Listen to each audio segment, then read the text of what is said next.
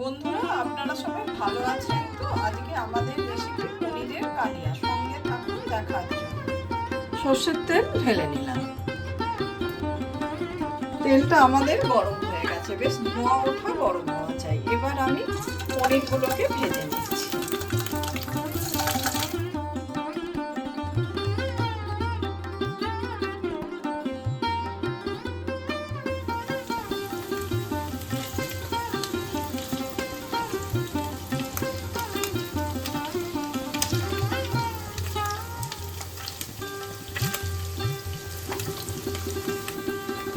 এদিকে পনিরগুলো কিন্তু আমার বেশ ভালো করে ভাজা হয়ে গেছে। এবার তুলে নিচ্ছি।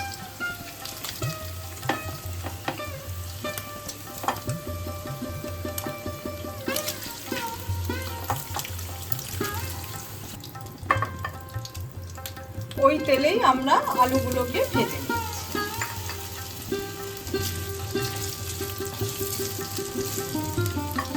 ভেজে রাখা পনিরেতে একটু জল দিয়ে দেবো, তবেই কিন্তু পনিরটা সফট থাকবে।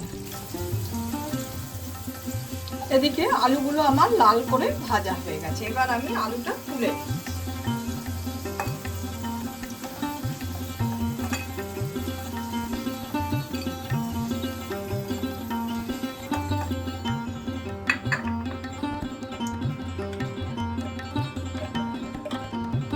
এবার আমি ঘি দিয়ে দিচ্ছি। তেল সহ ঘিটা গরম হয়ে গেছে। আমি একটু চিনি ছড়িয়ে দিচ্ছি। এবার আমি জিরে, তেজপাতা, শুকনো লঙ্কা সহ হোল গরম মশলা দিয়ে দিলাম।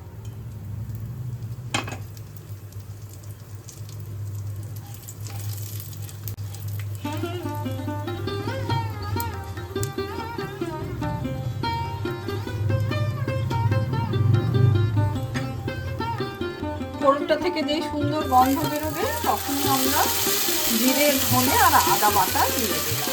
বাটা মশলায় রান্নাটা করলে রান্নার স্বাদ কিন্তু বেশি ভালো হয়।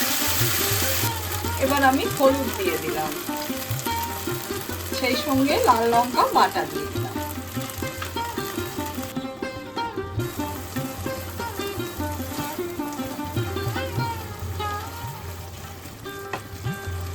এবার আমরা টমেটো বাটাটা দিয়ে দিচ্ছি।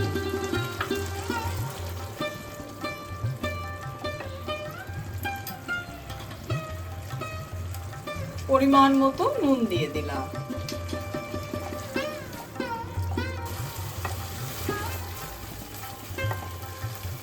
এবার আমি ভেজে রাখা আলুগুলোকে মিশিয়ে দিচ্ছি। এবার আলুগুলোকে দিয়ে মশলাটা কষাবো।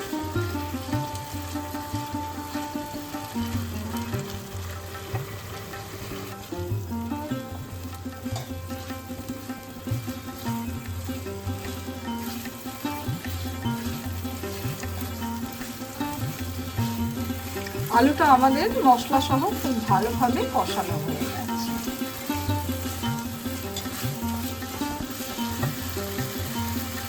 এবার আমি মশলা বাটা ধোয়া জল দিয়ে দিচ্ছি।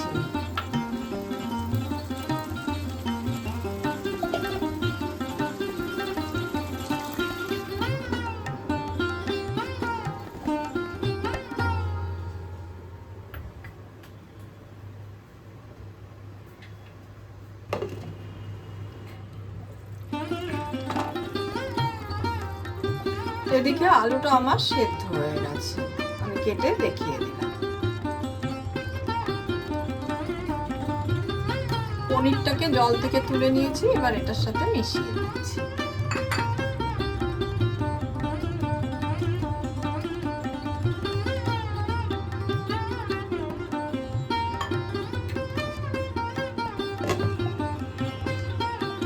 আরো 5 মিনিট হয়ে গেছে। এবার আমি ঢাকাটা খুলে দিচ্ছি।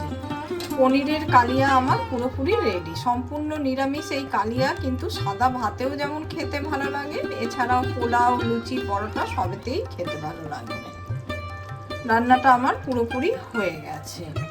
এই রেসিপিটা যদি আপনাদের ভালো লেগে থাকে, লাইক, শেয়ার, কমেন্ট আর সাবস্ক্রাইব করতে ভুলবেন না আমার চ্যানেলটা। এবার আমি এটাকে পরিবেশন করছি।